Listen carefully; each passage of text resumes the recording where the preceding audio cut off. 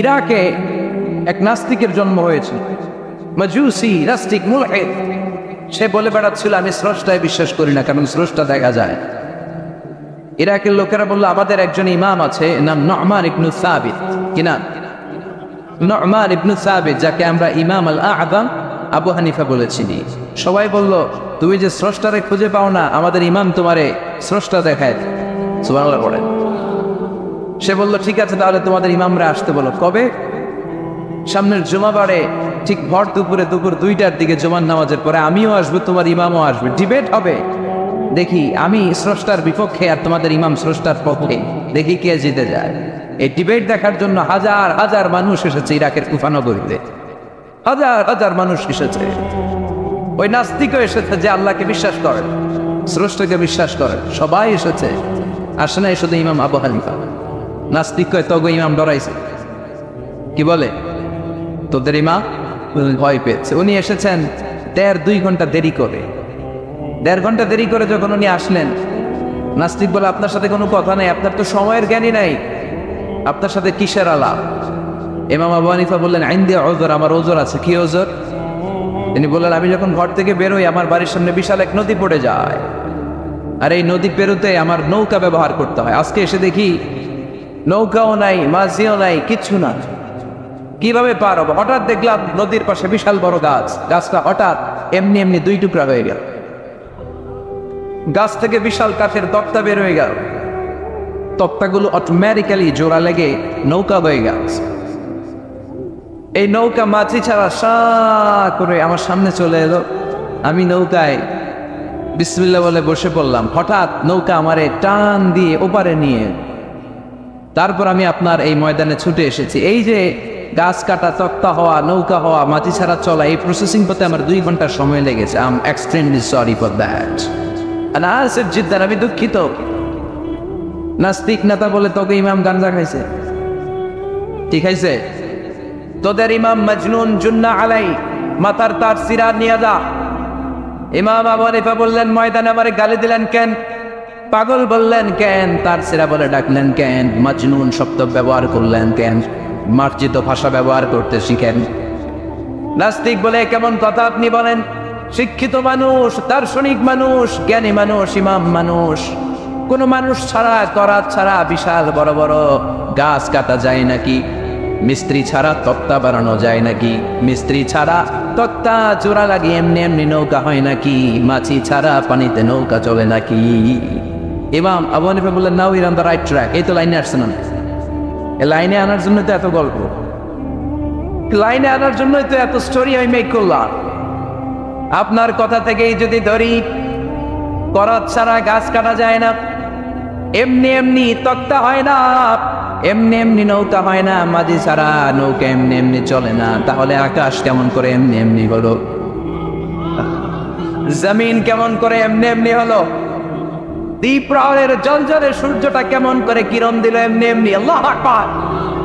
কেমন করে নবমণ্ডল উপমণ্ডল সৃষ্টি হলো? কেমন করে দিন শেষে রাত্রি আসে, রাত্রি শেষে দিন আসে?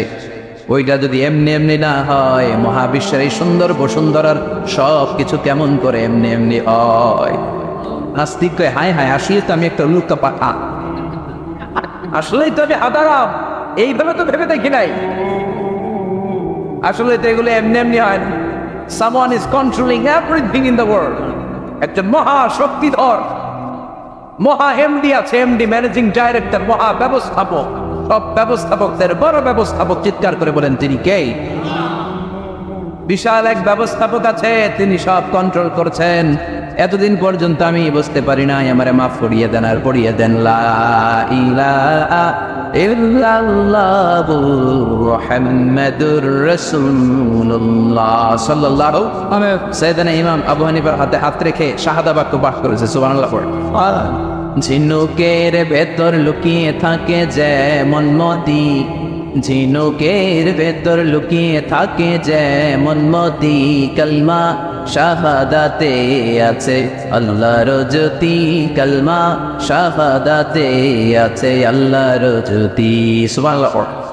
এই জ্যোতি যার হৃদয়ে একবার টাচ করে তার জন্য জান্নাতকে খুলে দেয় কে?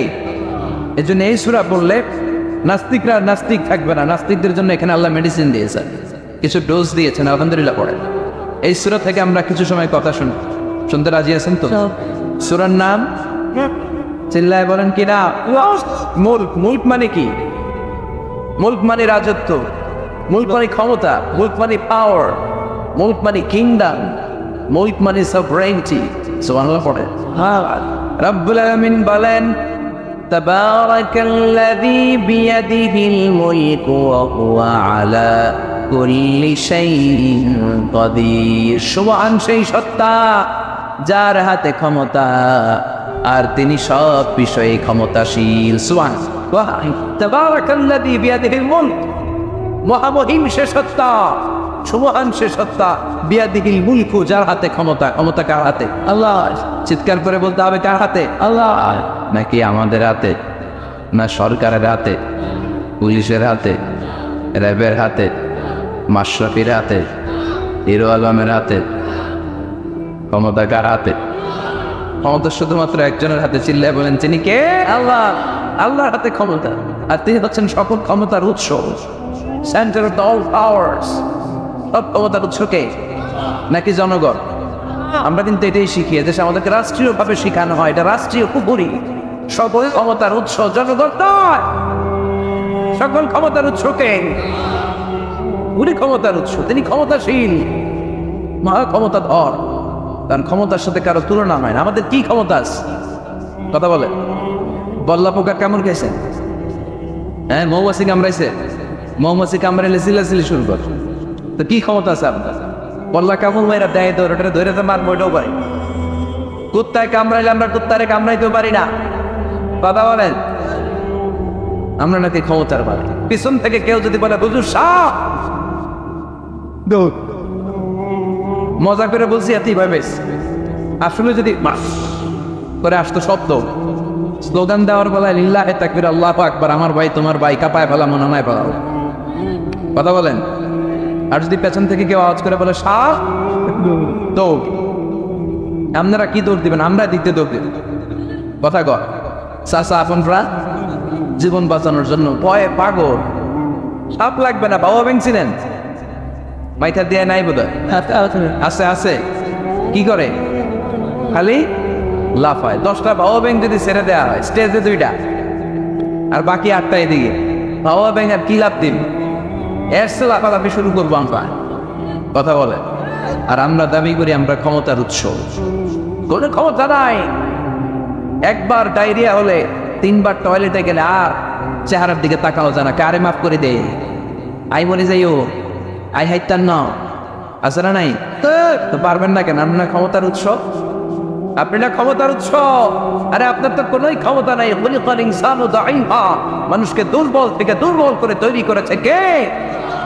এজন্য রব্বুল আলামিন বলেন তাবারাকাল্লাযী বিয়াদিহিল মুলকু ওয়া হুয়া আলা কুল্লি শাইইন কাদির। সুমহান সেই সত্তা যার হাতে ক্ষমতা।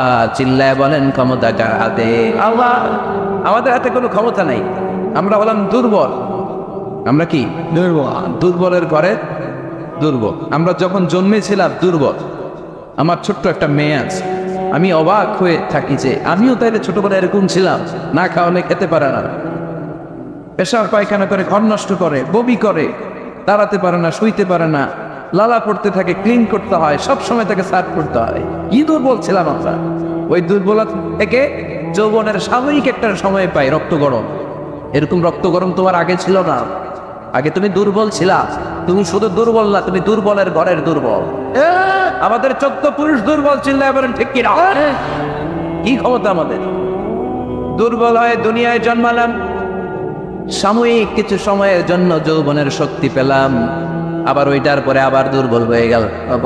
রং ধরা যৌবন জং ধরে শেষ, আবার লাঠি নিয়ে হাঁটা লাগে, কোমরে ব্যথা, মাজায় ব্যথা, আবার কুজো হয়ে যায়। কি ক্ষমতা আছে আমার? কি ক্ষমতা আছে? একটু ভূমিকম্প হলে কাঁপাকাঁপি শুরু হয়ে যায়, ঠিক কিনা? ভূমিকম্প হলে বাঁচার জন্য সব দেয় দৌড়। টেলিভিশনের কিছু লাইভ প্রোগ্রাম দেখলাম, উপস্থাপক দৌড়, অতিথিও দৌড়। দেখেন নাই? লাইভ ব্রডকাস্টিং হচ্ছিল, কি সরাসরি সম্প্রচার। যখন দেখা যাচ্ছে চেয়ার কাঁপতেছে, উপস্থাপক দৌড়, আর মেহমানরা বসে আছে মাইক নিয়ে, কিছুক্ষণ পরে আরো কাঁপাকাঁপি বেড়ে গেল, মেহমানও দৌড়। কথা কর। 20 তলা 30 তলা দামি দামি বিল্ডিং গুলোর ফ্ল্যাটের ভেতরে যারা থাকে, তুফান শুরু হলে দেয় দৌড়। কথা কর। ভাড়াটিয়ারা দৌড়ায়, বাড়িওয়ালারা দৌড়ায় না। নিজের বাড়ি তো দৌড় দেয় না, নাকি ভূমিকম্প হইলে ভাড়াটিয়াও দৌড়, বাড়িওয়ালাও দৌড়, সবাই। পুলিশের প্রধানও দৌড় দেয়, বাস্তবে তো র্যাবের প্রধানও দৌড় দেয়, প্রেসিডেন্টও দৌড় দেয়, শুধু প্রধানমন্ত্রী দৌড় দেয় না। দেয়, আমি কই নাই, কিন্তু আপনারা কইছেন। দোষ আপনাদের, আমার কোনো দোষ নাই। আমি প্রধানমন্ত্রীর কিছু বলি নাই। চাচা আপন প্রাণ বাঁচা। রাতে ভূমিকম্প হলে দৌড় দিতে হয়, চিল্লায় বলেন ঠিক কিনা? 2004 সালে বরিশালে প্রথমে গেলাম বাসে, ফিরে আসতেছি লঞ্চে, নদীর মাঝখানে তুফান, জাহাজ ডুবে যাবে। ওই দিন চিনলাম আল্লাহ কারে কয়, আল্লাহ কেসকো কাতে হে। ওই দিন লঞ্চের শুধু মুসলমানেরাই আল্লাহরে ডাকে নাই, হিন্দুরাও জিকির করছে কার? ওই দিন সবার মুখে একটা জিকির ছিল, লা ইলাহা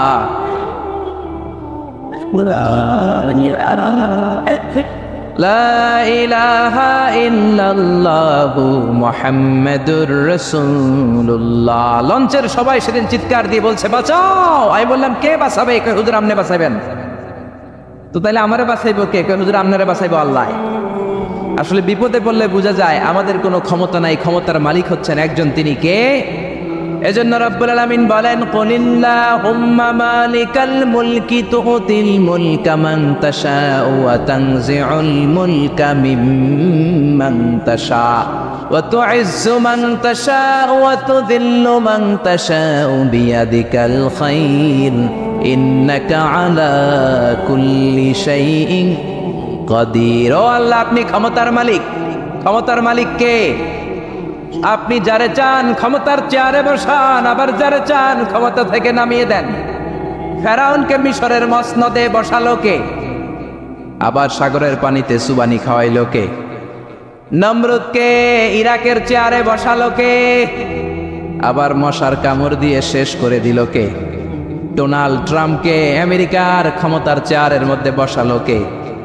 ডোনাল্ড ট্রাম্প যদি বান্দ্রামি করে, ওইটারও লাথি মাইরা নামায়া দিতে পারে কে? এজন্য আল্লাহ বললেন, তাবারাকাল্লাযী বিয়াদিহিল মুলকু ওয়া হুয়া আলা কুল্লি শাইইন কাদির। সুমহান সেই সত্তা যার হাতে ক্ষমতা, সব ক্ষমতা কার হাতে? জোরে বলেন না, কার হাতে? এই পৃথিবীতে অনেক দেশের প্রধানমন্ত্রী কিংবা প্রেসিডেন্ট ক্ষমতার চেয়ারে 5 বছরের মেয়াদে বসে, জানেন? জানেন না? না, কোন দেশে 5 বছরের মেয়াদে, কোন দেশে 10 বছরের মেয়াদে। তো আমার আল্লাহ ক্ষমতার চেয়ারে বসছে কয় বছরের মেয়াদে? কথা বলেন। 20 বছর, 50 বছর, 100, 200, এর চেয়ে বেশি? উনার ক্ষমতার নির্দিষ্ট মেয়াদ নাই, উনার আজীবন মেয়াদ। সুবহানাল্লাহ কইবেন না? والأول والآخر والظاهر والباطن وهو بكل شيء عليم।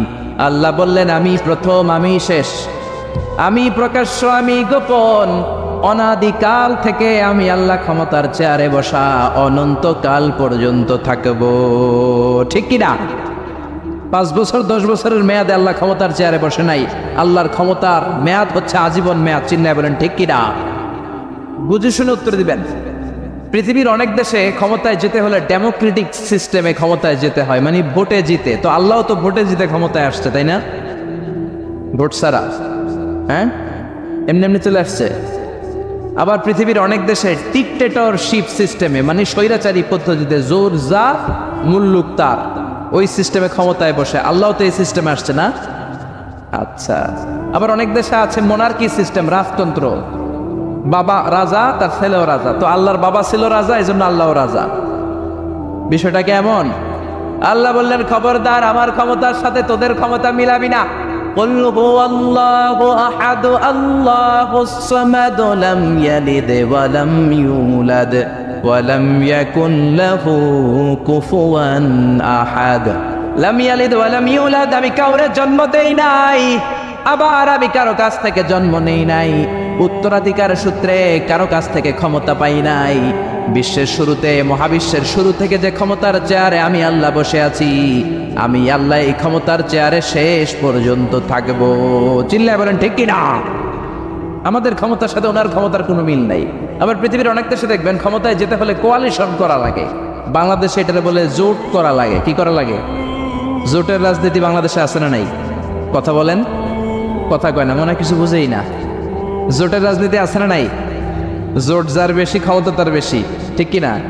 প্রথমে শুরু হইল 4 দলীয় জোট, তারপর 14 দলীয়, তারপর 18 দলীয়, এরপর 20 দলীয়, এরপর মহাজোট, এবার হবে মহাজোট। তো আল্লাহ তো জোট করে ক্ষমতায় আসছে। আল্লাহর জোট করা লাগছে, কোয়ালিশন করা লাগছে। আল্লাহ বললেন খবরদার, ওয়ালাম ইয়াকুল্লাহু শারীকুম ফিল মুলকি ওয়া কাব্বিরহু তাকবীরা। আমার ক্ষমতায় কোনো অংশীদার দল নাই, আমার ক্ষমতার মধ্যে কোনো শরিক দল নাই, আমার কোনো জোট নাই, আমার কোনো কোয়ালিশন নাই। আমি একাই ক্ষমতার মালিক, আমার ক্ষমতায় ভাগ বসানোর মতো কেউ নাই। জোরে কোন ঠিক কিনা? আবার দেখবেন পৃথিবীর অনেক দেশে আন্দোলনের মাধ্যমে ক্ষমতার চেয়ার থেকে নামানো যায়। যিনি প্রেসিডেন্ট, একটা আন্দোলন করলে ক্ষমতা থেকে নামানো যায়, এরকম আছে না নাই? গণ অভ্যুত্থান করতে পারলে, আন্দোলন করতে পারলে ক্ষমতা থেকে নেমে যায়। আমি যখন মিশরে পড়াশোনা করি, মিশরের প্রেসিডেন্ট ছিল হোসনি মুবারক। মিশরে একটা আন্দোলন হলো, ওই আন্দোলনের ঠেলায় হোসনি মুবারক ক্ষমতা ছেড়ে দিতে বাধ্য হলো। তো আমরাও যদি পৃথিবীর সবাই মিলে আল্লাহর বিরুদ্ধে আন্দোলন করি, আল্লাহ ক্ষমতা ছেড়ে দিতে বাধ্য হবো। বুঝে শুনে উত্তর দিয়েন। পৃথিবীর সবাই মিলে চাইলেও আল্লাহ ক্ষমতা থেকে নামবে না। আচ্ছা, যত জিন আছে মহাবিশ্বে, সব জিনারা যদি বলে আমরাও একাত্মতা ঘোষণা করলাম, আমরাও আল্লাহরে মানি না, মানুষ জিন ভাই ভাই, আল্লাহর আর রক্ষা নাই, তাইলে তো আল্লাহ ক্ষমতা ছেড়ে দিবে, তাই না? ছেড়ে দিবে। আবার ফেরেশতারাও যদি বলে আমরাও মানি না, মানুষ জিন ফেরেশতা 3 দলীয় জোট। কয় দলীয়? কথা বলেন। মানুষ জিন ফেরেশতা 3 দলীয় জোট করে যদি আল্লাহর ব্যাপারে বিদ্রোহ করি, তাহলে আল্লাহর ক্ষমতা শেষ নাকি? আল্লাহর ক্ষমতা শেষ? আল্লাহ বললেন ওয়া আন্নাকুম গায়রু মুজিজিল্লাহ।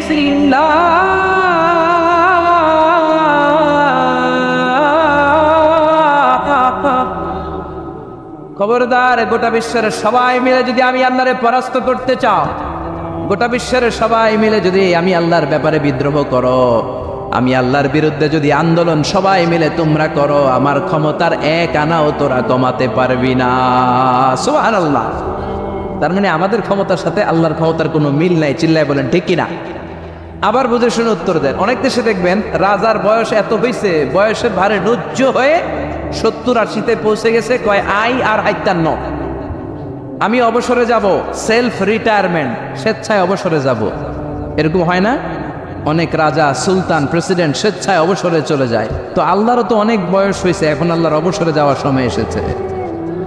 বয়স হয় নাই, এত বছর উনি ক্ষমতা চালায়, এখনো বয়স হয় নাই। উনি ক্লান্ত হয় না? উনার ঘুমে ধরে না? আল্লাহ বললেন খবরদার, লা তাখুযুহু সিনাতুন ওয়ালা নাওম। আমার ঘুম নাই, আমার কোনো নিদ্রা নাই, আমার কোনো তন্দ্রা নাই, আমার কোনো ঝিমুনি নাই। ওয়ালা ইয়াউদুহু হিফযুহুমা ওয়া হুয়াল আলিয়ুল আযীম। এই পুরো মহাবিশ্বটা পরিচালনা করতে যে আমি আল্লাহ ক্লান্ত হই না, আমি আল্লাহর তন্দ্রা আসে না, আমি আল্লাহর ঝিমুনি আসে না, আমি আল্লাহর ঘুম আসে না। আমি আল্লাহ একাই মহাবিশ্বের সব ক্ষমতার মালিক, ঠিক কিনা? এজন্য আল্লাহ বললেন তাবারাকাল্লাযী বিয়াদিহিল মুলকু ওয়া হুয়া আলা কুল্লি শাইইন কাদির। সুমহান সেই সত্তা যার হাতে ক্ষমতা। ক্ষমতা কার হাতে? সবাই বলেন না, ক্ষমতা কার হাতে? নাকি আপনাদের হাতে? আর কোনদিন বলবেন জনগণ সকল ক্ষমতার উৎস? আর কোনদিন বলবেন সকল ক্ষমতার উৎস হচ্ছে একজন, তিনি কে? আওয়াজ করে বলতে হবে তিনি কে? আমরা বললাম আল্লাহ, বুঝলাম আপনি ক্ষমতার মালিক, আর কিসের মালিক বলেন?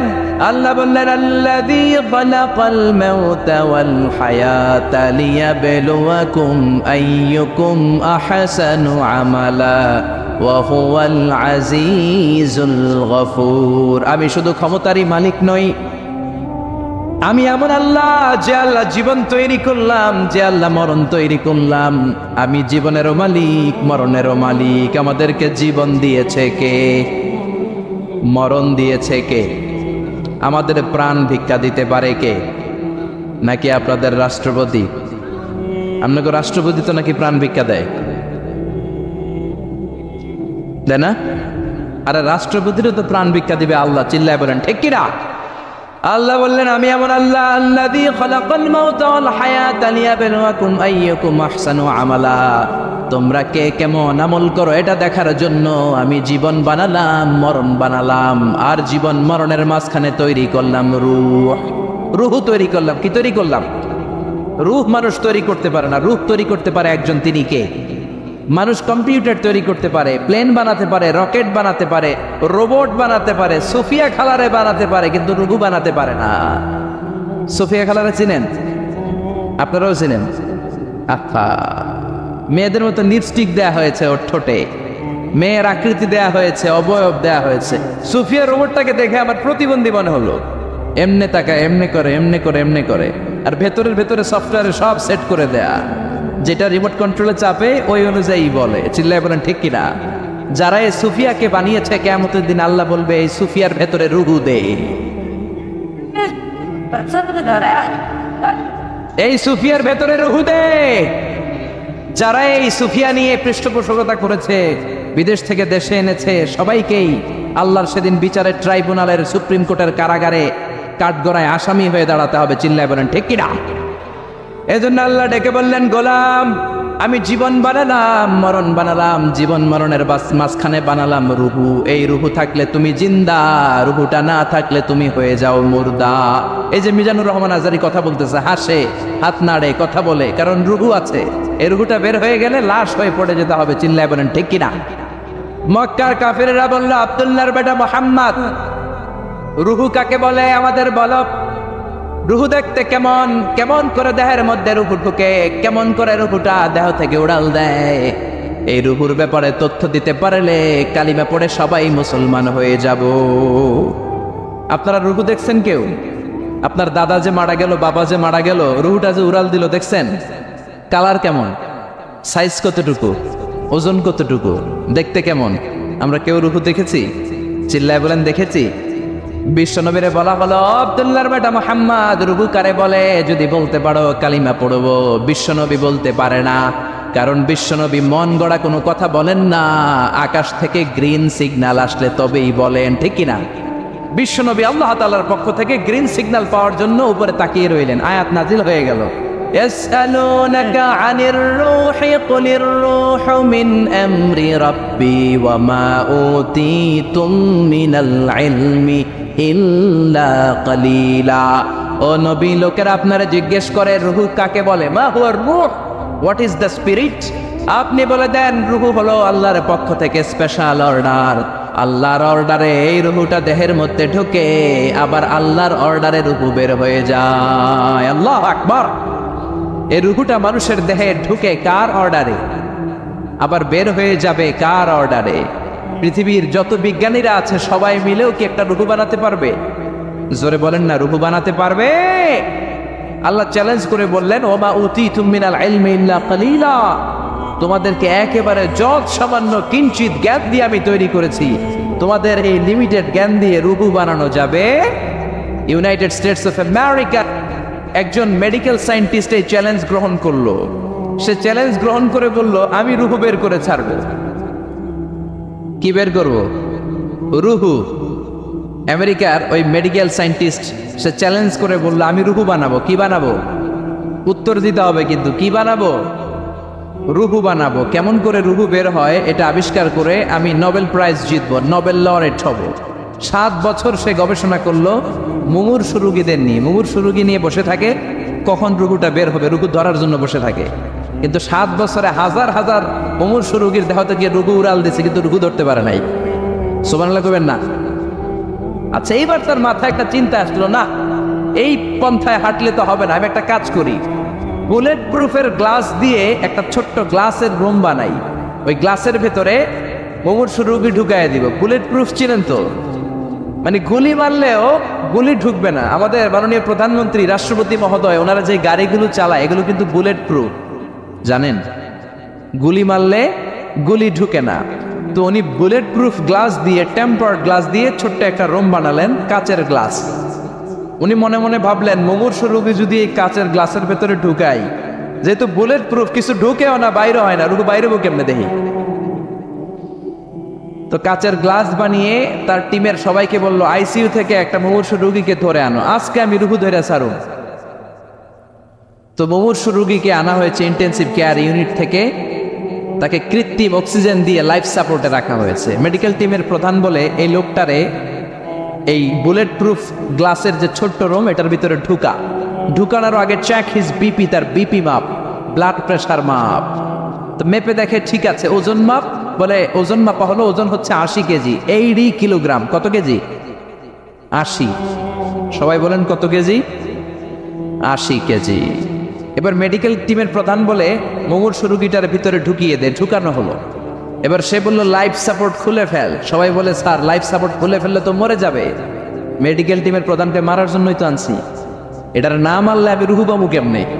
এটা রুহুটা তো বের করতে হবে দেহ থেকে। তো যেই কথা সেই কাজ, ঢুকানো হলো, লাইফ সাপোর্ট খুলে ফেলা হলো। লোকটা গ্লাস ফিটিং করা রুমের ভেতরে ছটফট ছটফট করতে করতে দুনিয়া থেকে বিদায় নাই। এবার মেডিকেল টিমের প্রধান রুহু খুঁজতেছে, দুনিয়া থেকে বিদায়, তার মানে তো রুহু বের হয়ে গেছে, কিন্তু রুহু আর খুঁজে পায় না। গ্লাসের এই দিকে তাকায়, ওই দিকে তাকায়, নিচে উপরে ডানে বায়ে সামনে পেছনে, কোথাও রুহু নাই। রুহু খুঁজে পাওয়া যায় না। সে ভাবলো আমি গ্লাসের দরজাটা খুলে হাত দিয়ে এরকম বাইক মার যেমনি হাতায়, এরকম হাতাইলে হয়তো রুহু পাবো। তো কাচের গ্লাস খুলে হাত দিয়ে এরকম হাতানো শুরু করলো। হাতাতে হাতাতে পুরো গ্লাস ফিটিং করা রুমের ভিতরে সব খুঁজে ফেললো, কিন্তু রুহু খুঁজে পাওয়া যায় নাই। লোকটাকে বের করা হলো। উনি বললেন চেক হিজ বিপি, বিপি মাপতো। সবাই বলে স্যার এটা তো ময়রা ভূত হয়ে গেছে, এখন তো বিপি নাই। বিপি বুঝেন তো, ব্লাড প্রেশার। এই যে ধাক্কাটা, অলিন্দ নিলয়, সিস্টলিক ডায়াস্টলিক, জন্মের পর থেকেই আমাদের এই যে দম নেয়া আর দম ছেড়ে দেওয়ার খেলাটা আছে না নাই? কথা বলে, এই যে ফুসফুস দম নেয়, দম ছেড়ে দেয়।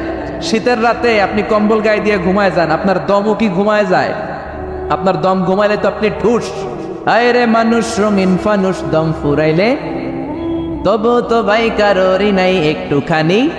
আয় রে মানুষ রঙিন ফানুষ, রঙিন ফানুষ, আয় রে মানুষ। পড়েন আল্লাহু আকবার। এবার মেডিকেল টিমের প্রধান বলে চেক হিজ বিপি, বিপি মাপ। সবাই বলে বিপি নাই, কিন্তু ওজন আছে না নাই? মরার পরেও তো একটা লাশের ওজন থাকে কি থাকে না? এবার মেডিকেল টিমের প্রধান বলে চেক হিজ ওয়েট, ওজন মাপ।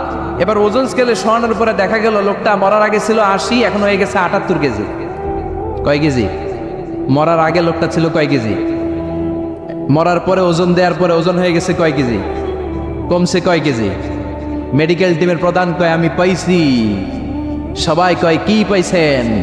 মেডিকেল টিমের প্রধান কয় ওইডা। সবাই কয় কোনডা? কয় রুহু। কেমনে পাইলেন? কয় মরার আগে ছিল 80 কেজি, মরার পরে 78 কেজি, কমছে 2 কেজি। তার মানে যেটা উড়াল দিছে ওইটাই 2 কেজি। পাইছে ঘোড়ার ডিম। কিন্তু বিজ্ঞানীদের নিয়ম হচ্ছে আপনি একটা রেজাল্ট দিয়েই ফাইনাল জাজমেন্ট দিতে পারবেন না, আপনার আরো কিছু নমুনা সংগ্রহ করতে হবে। সে বলল আরেকটা রোগীকে আইসিইউ থেকে নিয়ে আয়, ওজন মাপ, বিপি মাপ। বিপি ওকে, ওজন কত? 70 কেজি। দ্বিতীয় যে লোকটাকে আনা হলো তার ওজন 70 কেজি। চিল্লায় বলেন কয় কেজি? 70। এবার গ্লাসের ভিতরে ঢুকানোর পরে অক্সিজেনের মাস্কটা খুলে ফেলা হলো। এই লোকটা অক্সিজেনের অভাবে ছটফট ছটফট করতে মরে গেল। মরার পরে আবার রুহু খোঁজে, কিন্তু গ্লাসের ভিতরে রুহু নাই। এই লোকটাকেও বের করে মেডিকেল টিমের প্রধান বলে চেক হিজ বিপি, বিপি মাপ। সবাই বলে বিপি নাই, কিন্তু ওজন আছে না নাই? এই লোকটার ওজন মরার আগে কত কেজি? 70। এবার ওজন দিয়া দেখে এই মৃত লোকটার ওজন হয়ে গেছে 71 কেজি। কয় কেজি? আগেরটা তো কম ছিল, মিলানো গেছে। এবার যাবি কই? হ্যাঁ, আগেরটা 2 কেজি কমেছে। মনে মনে চিন্তা ছিল রুহু যেটা ছিল ওরাল দিয়েছে, রুহু নাই, 2 কেজি কমেছে। এবার ছিল 70 কেজি, মরার পরে আরো বেড়ে গেছে 1 কেজি। এবার যাবে কই? আল্লাহ বলে কিয়ামত পর্যন্ত বিপি মাপতে পারবা, কিয়ামত পর্যন্ত বুলেট প্রুফের গ্লাসের ভিতরে লাশ ঢুকাতে পারবা, বের করতে পারবা, কিন্তু রুহু খুঁজে বের করতে পারবা না। ঠিক কি না? يسألونك عن الروح قل الروح من أمر ربي وما أوتيتم من العلم إلا قليلا। নবী লোকেরা আপনার রূহের ব্যাপারে জিজ্ঞেস করে, আপনি সোজা সাপটা লোকদেরকে বলে দেন, রূহ হলো আমার আল্লাহর আদেশ মাত্র। আল্লাহর আদেশে দেহে ঢুকে, আল্লাহর আদেশে বের হয়। পৃথিবীর কোনো মানুষ রূহ খুঁজে বের করতে পারবে না, সে বের করতে পারে নাই। কারণ মানুষ মরে গেলে এক একজনের দেহের অবস্থা এক এক রকম। কারো হাতটা টাইট হয়ে যায়, খিচুনি দিয়ে দেহের সবকিছু জমাট বেঁধে যায়, ওজন কিছু বেড়ে যায়। আবার কারো দেহটা ফেসফেসে হয়ে যায়, দেহের পেটের ভেতরে যত গ্যাস ছিল এগুলো বের হয়ে দেহটা পাতলা হয়ে যায়। পাতলা হোক আর ভারী হোক, ওইটা মেজারমেন্ট করে রূহ খুঁজে বের করা যায় না। চিল্লায় বলেন ঠিক কিনা? আমরা বললাম আল্লাহ, বুঝলাম আপনি ক্ষমতার মালিক, আপনি রুহুর মালিক, আর কিসের মালিক বলেন? আল্লাহ বললেন আল্লাযী খালাকা সাবআ সামাওয়াতিন তিবাকা মা তারা ফী খালকির রহমানি মিন তাফাউত। ও গোলাম, আকাশের দিকে তাকা, মাথার উপরে তাকা।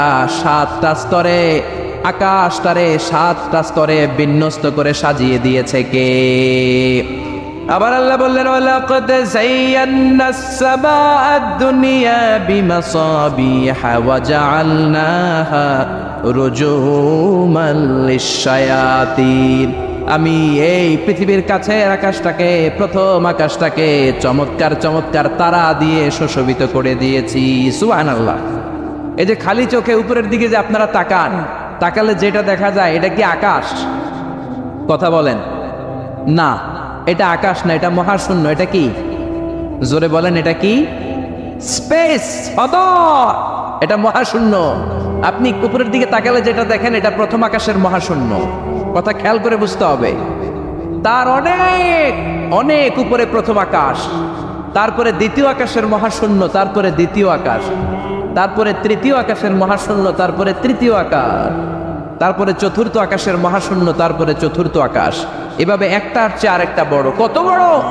বিষ্ণু বললেন তোমার হাতের আংটিটা খুলে যদি সাহারা মরুভূমির উপরে ছুঁড়ে ফেলে দাও, সাহারা মরুভূমির তুলনায় তোমার হাতের আংটি যত ছোট, আল্লাহর দ্বিতীয় আসমানের তুলনায় আল্লাহর প্রথম আসমানটা ঠিক তত ছোট।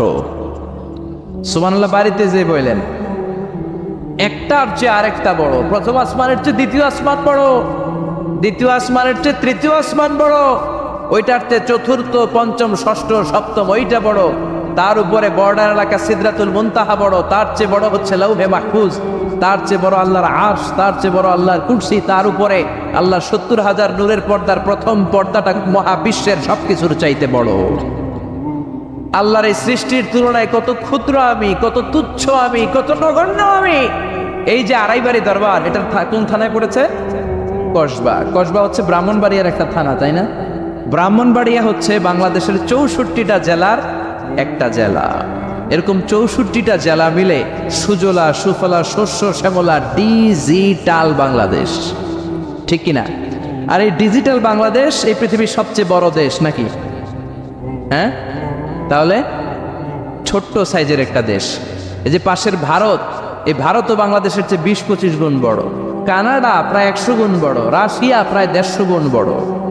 এরকম 200টা দেশ নিয়ে পৃথিবীর 30 ভাগ স্থল, বাকি 70 ভাগ শুধু হানি আর হানি।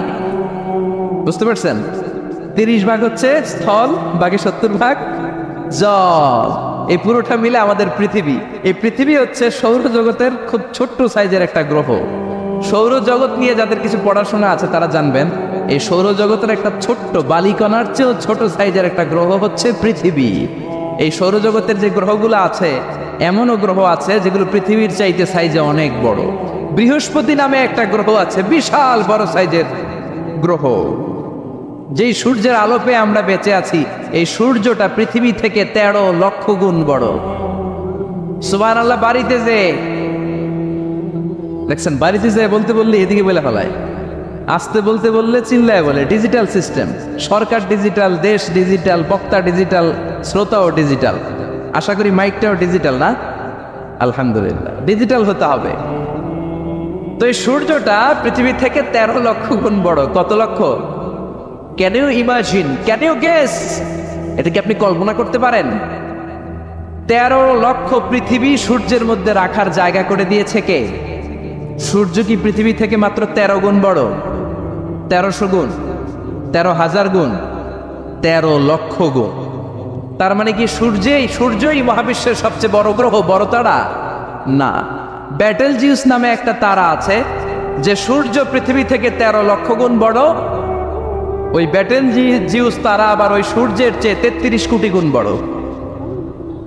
তার মানে ব্যাটেলজিউস তারাই মহাবিশ্বের সবচেয়ে বড় তারা?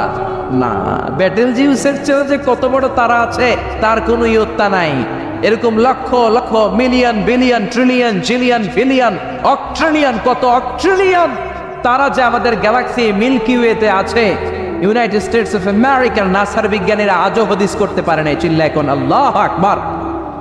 সূর্যের পরে পৃথিবীর সবচেয়ে কাছের তারার নাম হচ্ছে প্রক্সিমা সেন্ট্রাই, তারপরে আলফা সেন্ট্রাই এ, আলফা সেন্ট্রাই বি, ইটা ক্যারিনা, ব্যাটেলজিউস একটার চেয়ে আরেকটা বড়। আসেন এই শীতের রাতে আমরা সূর্যের পরে পৃথিবীর সবচেয়ে কাছের যেই তারা প্রক্সিমা সেন্ট্রাই, এই শীতকালের একটা পিকনিক করে আসি ওখান থেকে। প্রক্সিমা সেন্ট্রাইতে আমরা পিকনিক করতে যাবেন? ওখানে যদি আমরা শীতকালীন পিকনিক করতে যাই তাহলে আমাদের কত সময় লাগবে? ছোট্ট একটা আইডিয়া দেই তো। আমরা যে পিকনিকে যাব, যারা যারা হাত তোলেন, কিভাবে যাইবেন? গাড়িতে? কেন? প্লেনে? রকেটে? হ্যাঁ, রকেটে যাইতে হবে, প্লেনে যাওয়া যাবে না। কারণ বর্তমান বিশ্বে সবচেয়ে দ্রুতগামী যে প্যাসেঞ্জার প্লেন আবিষ্কার হয়েছে এটার নাম হচ্ছে বোম সুপারসনিক। কি নাম? Bomb supersonic. Bomb bomb Afridi না, আবার বোম সুপারসনিক। এটা ঘন্টায় চলে 1300 কিলোমিটার বেগে। এটা দিয়েও যাওয়া যাবে না, কারণ কোনো প্যাসেঞ্জার বিমান দিয়ে এই যে মাধ্যাকর্ষণ শক্তি এটাকে ডিঙানো যায় না। আমাদেরকে যেতে হবে রকেট দিয়ে। কোন রকেট দিয়ে যাব? যে রকেট দিয়ে নীল আর্মস্ট্রং, এডউইন অলড্রিন আর মাইকেল কলিন্স 1969-এ চাঁদে নেমেছিল। ওই রকেটটার নাম হচ্ছে অ্যাপোলো 11। যারা যারা হাত তুলছেন একটু নামটা মুখস্থ রাখেন, অ্যাপোলো 11। তাহলে আপনি ঘুরে আসলে লোকেরা জিজ্ঞেস করতে পারে কোন রকেটে গেছিলেন, তখন বলতে হবে না অ্যাপোলো 11-এ গেছিলাম।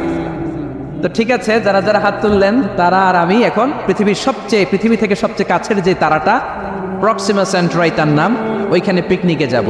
তো এই যে রকেটটা দিয়ে যাব অ্যাপোলো 11, এটা কত দ্রুত চলে এটা আগে শোনেন। এই অ্যাপোলো 11 সেকেন্ডে চলে 11 কিলোমিটার বেগে, মিনিটে চলে 660 কিলোমিটার বেগে, আর ঘন্টায় চলে 39,000 কিলোমিটার বেগে। সুবহানাল্লাহ, মজা করে কইতে পারলেন না? 39,000 কিলোমিটার বেগে ঘন্টায় চলে। আচ্ছা, বাংলাদেশ থেকে আমেরিকা কত কিলো হবে? 8-10,000 কিলো। তার মানে এই রকেটটা দিয়ে বাংলাদেশ থেকে আমেরিকায় 1 ঘন্টায় 4 বার আসা যাওয়া করা যাবে। সুবহানাল্লাহ পড়েন। তো যারা যারা হাত তুলেছেন, আসেন আমরা এই রকেট দিয়ে পৃথিবীর সবচাইতে কাছের তারা প্রক্সিমা সেন্ট্রাইতে শীতকালের পিকনিকে যাব। কিন্তু যাবেন যে কত সময় লাগবে এটাও তো জানার দরকার আছে না নাই? যেই রকেটটা অ্যাপোলো 11 ঘন্টায় চলে কত হাজার কিলোমিটার বেগে?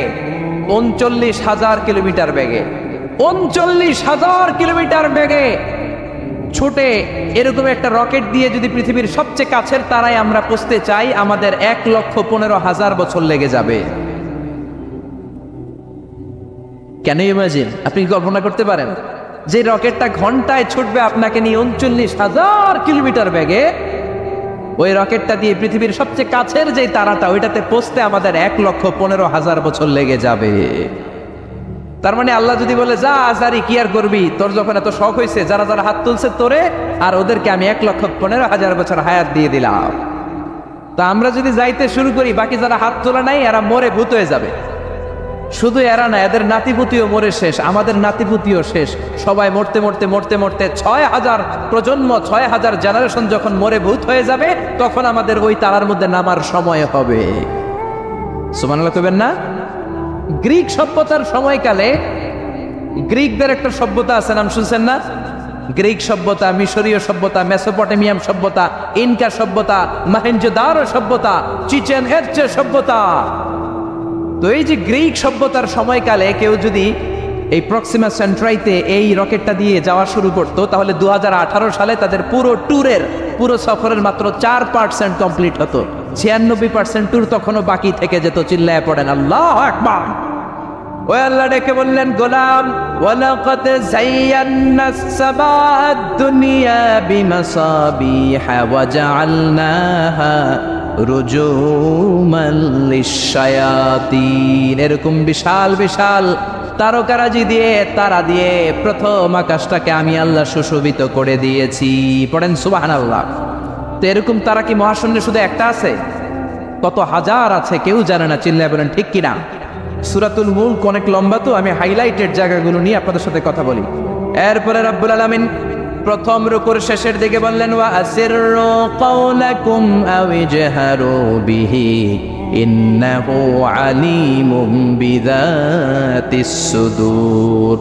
ও গোলাম, তোমরা আস্তে কোনো কথা বলো, প্রকাশ্যে বলো কিংবা গোপনে বলো, কেউ শোনে না, শোনে কে? চিল্লায় বলেন, কেউ যেটা দেখে না দেখে কে? কেউ যেটা শোনে না শোনে কে? দুনিয়ার সবার চোখ আপনি ফাঁকি দিতে পারবেন, আমার আল্লাহর চোখ ফাঁকি দেয়া যাবে নাকি? আচ্ছা বলেন তো, পুলিশের চোখ ফাঁকি দেয়া যায় কি যায় না? র্যাবের চোখ, বিমানবন্দরে কাস্টমস অফিসারের চোখ, দুর্নীতি দমন কমিশনের অফিসারের চোখ, পরীক্ষার হলে ম্যাজিস্ট্রেটের চোখ, কিন্তু আমার আল্লাহর চোখ ফাঁকি দেয়া যায়? আপনি রাত্রিবেলা দরজা বন্ধ করে জানলা আটকে দিয়ে বাতি বন্ধ করে পাপ করেছেন, অন্যায় করেছেন, কেউ দেখে নাই, দেখেছে কে? এরপরে আল্লাহ বললেন, আওয়ালাম ইয়ারাউ ইলা তাইরি ফাওকাহুম সাফাতিন ওয়া ইয়াকবিদনা মা ইউমসিকুহুন্না ইল্লার রাহমান ইন্নাহু বিকুল্লি শাইইন বাসীর। আল্লাহ ডেকে বললেন, গোলাম ওরা কি পাখির দিকে তাকায় না? আওয়ালাম ইয়ারাউ ইলা তাইর, ওরা কি পাখির দিকে নজর করে না? ফাওকাহুম সাফাতিন ওয়া ইয়াকবিদ, যেই পাখিগুলো ওদের মাথার উপর দিয়ে উড়ে বেড়ায়, যেই পাখিগুলো ওদের মাথার উপরে ডানাগুলো মেলে দেয়, আবার ডানাগুলো ছাপটে জমিনের মধ্যে নেমে আসে, ওরা কি পাখির দিকে তাকায় না? কেউ যদি পাখি নিয়ে গবেষণা করে সে নাস্তিক হতে পারে। আপনি যদি পাখি নিয়ে রিসার্চ করেন আপনি নাস্তিক হতে পারবেন না। এজন্য আল্লাহ তাআলা পবিত্র আল কুরআন আল কারীমের অনেক জায়গায় পাখির কথা বললেন, পাখি দিয়ে আল্লাহ দৃষ্টান্ত দিলেন। সুলাইমান আলাইহিস সালামকে আল্লাহ তাআলা একটা স্পেশাল পাখি দিলেন, ওটার নাম হচ্ছে হুদহুদ। 1000 মিটার উপর থেকেও তার এই পাখির চোখে মেগাপিক্সেল এত বেশি ছিল, জমিনের দিকে নজর করেই জমিনের কত ফুট নিচে মিষ্টি পানি আছে এই পানির সন্ধান সে সুলাইমান নবীকে দিয়ে দিত। সুবহানাল্লাহ পড়েন। কত কিসিমের, কত ধরনের, কত রং বেরঙের পাখি যে আল্লাহ পৃথিবীতে বানিয়েছেন তার কোনো ইয়ত্তা নেই। হামিং বার্ড নামে একটা পাখি আছে, নর্থ আমেরিকাতে পাওয়া যায়, পৃথিবীর সবচেয়ে ছোট্ট সাইজের পাখি। এটা যখন প্রাপ্ত বয়সে পৌঁছে এই পাখিটার সাইজ হয় মাত্র 3 ইঞ্চি। কয় ইঞ্চি? পৃথিবীর সব পাখি সামনের দিকে উড়ে, আর এই হামিং বার্ড সামনেও যেমনি উড়ে পিছনের দিকে উঠতে পারে। সুবহানাল্লাহ কইলেন না? এই পাখিটা প্রতি সেকেন্ডে তার পাখা ঝাপটায় 80 বার। কয়বার? আমি আপনি আমাদের হাতগুলো 1 সেকেন্ডে ঝাপটাতে পারবো কয়বার? 4 বার, সবচেয়ে বেশি হলে 5 বার। আর এই পাখিটা প্রতি সেকেন্ডে তার ডানা ঝাপটায় 80 বার। চিল্লায় কোন সুবহানাল্লাহ। আলপিন সুইফট নামে একটা পাখি আছে, সাউথ ইউরোপের আল্পস পর্বতমালার পাশে এই পাখিগুলো পাওয়া যায়। গোটা বিশ্বে এটাকে সুইফট বার্ড বলে, সুইফট বার্ড। এই সুইফট বার্ড একবার শূন্যে উড়াল দেওয়া শুরু করলে 8 মাস উড়ন্ত অবস্থায় থাকতে পারে। আবার কোনো প্রয়োজনে পৃথিবীতে নেমে আসে, আবার উড়াল দিলে আবার 8 মাস, আবার নেমে আসে, আবার উড়াল দিলে আবার 8 মাস। সুবহানাল্লাহ পড়েন। হোমা বার্ড নামে একটা পাখি আছে, যে পাখিটা উড়ন্ত অবস্থায় ডিম পেড়ে দেয়, আর ওই ডিম জমিনে পড়ার আগেই উড়ন্ত অবস্থায় শূন্যে থাকতে ওই ডিম ফুটে বাচ্চা বেরোয়, ওই বাচ্চাও আবার শূন্যে উঠতে শুরু করে দেয়। এজন্য রব্বুল আলামিন বলেন, আওয়ালাম ইয়ারাউ ইলা তাইরি ফাওকাহুম সাফাতিন ওয়া ইয়াকবিদ মা ইউমসিকুহুন্না ইল্লার রাহমান ইন্নাহু বিকুল্লি শাইইন বাসীর। নাস্তিকগুলো কি পাখির দিকে নজর করে তাকায় না? কেমন করে তাদের উপর দিয়ে পাখাগুলো মেলে দিয়ে তারা উড়ে বেড়ায়। সাফাতিন ওয়া ইয়াকবিদনা, পাখাগুলো ডানাগুলো মেলে দেয়, আবার ডানা চাপটায়। এই পাখিগুলোকে শূন্যে কেউ ধরে রাখে নাই, ধরে রেখেছে একজন, তিনি হলেন আমার আল্লাহ। তিনি কে? এই যে পাখিগুলো শূন্যে উড়ন্ত অবস্থায় থাকতে পারে, ওদেরকে শূন্যে উড়ন্ত অবস্থায় রাখলো কে? জোরে বলেন কে? ছোট্ট হাঁসের বাচ্চা পৃথিবীতে আসার সাথে সাথে কেমন করে পানিতে সাঁতার কাটে? কে এই হাঁসের বাচ্চারা শিখালো যে তোর টানা ঝাপটাতে হবে, পা নাড়াতে হবে? শিখালো কে? গাভীর পেট থেকে বাছুর বের হয়েই গাভীর ওলানের মধ্যে ঢু মারে। কে ওরে শিখালো ওই জায়গায় ঢু দে, ওইখানে ঢু মারলেই তোর রিজিক বেরোবে? কে শিখালো? সুবহানাল্লাহ কইতে মন চায় না? এজন্য আল্লাহ বললেন, ওরা কি পাখির দিকে তাকায় না? পাখির দিকে তাকালে তো পৃথিবীর কোনো মানুষ নাস্তিক থাকতে পারে না। পাখিকে আরবিতে কি বলে বলেন তো দেখি? হ্যাঁ, কি? তয়ের। হ্যাঁ, তয়ের। আর বিমানকে আরবিতে কি বলে কে জানেন? তয়ের, তয়রান, তয়ের একই জিনিস। বিমান আরবিও যা, পাখি আরবিও তা। Birds and aeroplane maintain the same flying mechanism while flying. পাখি আর বিমান যখন আকাশে উড়ে একই সিস্টেমে উড়ে, এই জন্য এই পাখির উপর রিসার্চ করে বিমান আবিষ্কার হয়েছে। সুবহানাল্লাহ পড়েন। কিন্তু আফসোসের বিষয় হচ্ছে আমরা বানাতে পারি নাই, এটা বানিয়েছে ইহুদিরা। উইলভার রাইট অর হুইল রাইট দুই ভাই মিলে বিমান বানিয়েছে 1903 সালে।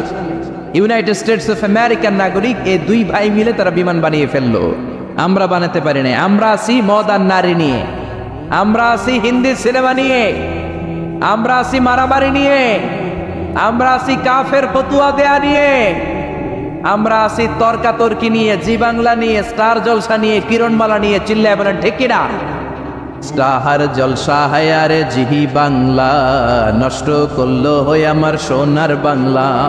স্টার জলসা হায়ারে জিহি বাংলা, নষ্ট করলো হয়ে আমার সোনার বাংলা।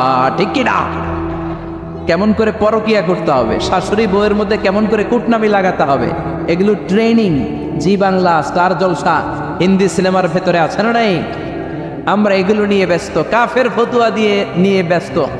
কথায় কথায় আমাদের মুখ দিয়ে বেরোয়, তুই কাফের, তুই 3 কারণে কাফের, তুই 5 কারণে কাফের, তুই 6 কারণে কাফের। এই কাফের মরলে এই কাফেরকে যেখানে কবর দেয়া হবে, ওই কবরের উপর যে ঘাস উঠবে, ওই ঘাস যে গাভী খাবে, ওই গাভীর দুধ যে খাবে, ওইটাও কাফের। এরকম ফতোয়া আছে না নাই? তো আমরা এই ফতোয়াবাজি নিয়ে ব্যস্ত। উইলভার রাইট আর অরভিল রাইট কোরআনের এই আয়াতের উপর রিসার্চ করে, গবেষণা করে এরা দুইজন বিমান বানিয়ে ফেললেন। এই দুই ভাই পাহাড়ের মধ্যে শুয়ে কত পাখি যে দেখেছে, কত পাখির ছবি যে এঁকেছে, কত পাখির মোশন অ্যান্ড মুভমেন্ট নিয়ে তারা গবেষণা করেছে। করতে করতে করতে এই দুই ভাই বিমান বানিয়ে ফেলেছে। তবে এখনকার মতো এত উন্নত বিমান নয়, ছোট্টখাট্ট বিমান, একটু উড়ে আবার ধপাস করে জমিনে পড়ে, একটু উড়ে আবার ধপাস করে জমিনে পড়ে। সর্বপ্রথম ফ্রান্সের এক শহর থেকে আরেক শহরে পৃথিবীর প্রথম প্যাসেঞ্জার বিমান এক শহর থেকে আরেক শহরে ল্যান্ড করেছে। এই তো মানুষের স্বপ্ন বাস্তবায়িত হয়ে গিয়েছে। এতদিন মানুষ শুধু দেখতো হায় রে পাখি উড়ে, আমরা উঠতে পারি না। এখন পাখির চেয়েও আরো দ্রুত বেগে আমরা উড়ি, ঠিক কিনা? এই যে আপনারা হজে যান, কিভাবে যান? প্লেনে যান। প্লেনে যান তো বুঝলাম, উড়ে উড়ে যান না? পাখি আর কত দ্রুত উড়ে, পাখির চেয়েও দ্রুত বেগে আমরা উঠতে পারি। চিল্লায় বলেন ঠিক কিনা? এই বিমান আবিষ্কার হওয়ার আগ পর্যন্ত পৃথিবীর সব দেশের ছিল শুধু সেনাবাহিনী আর নৌবাহিনী। বিমান আবিষ্কারের পর শুরু হয়ে গেল বিমান বাহিনী। এখন সব স্বাধীন দেশের বিমান বাহিনী আছে না নাই? Air force, military. এখন মানুষ ড্রোন হামলা করে, মিসাইল হামলা করে, ব্যালিস্টিক ক্ষেপণাস্ত্র দিয়ে হামলা করে। United states of America little boy and fat man নামে 2টা পারমাণবিক বোমা দিয়ে জাপানের হিরোশিমা নাগাসাকিকে ধ্বংস করে মেসাকার করে দিয়েছে। এমন